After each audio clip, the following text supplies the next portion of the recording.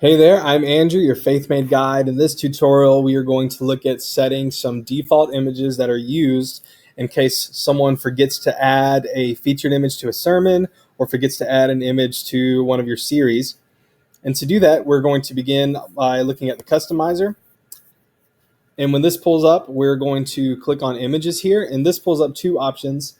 I said sermons, but really you can do it for groups as well. So the first thing is we're going to look at the sermon background.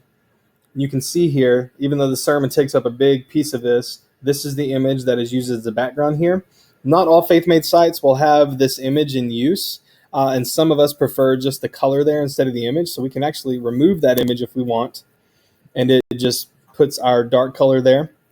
I'm going to select another image instead. Your first time here, you're going to want to select a file to upload, though, and I'm going to choose this one.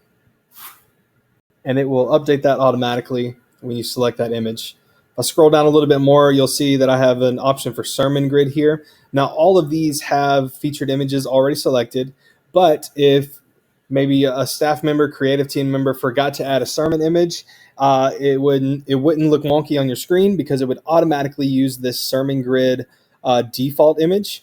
And the same for your series. If someone creates a series and for some reason forgets to add a series image, you can select an image here that will be your default series image. And as a pro tip, I suggest using whatever image you use for your standalone sermons, your standalone series, and it just flows nicely into that. Same for groups. Let's go to groups.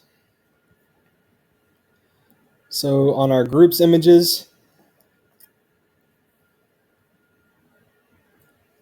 we have, let's find our group, and this brings up our groups directory.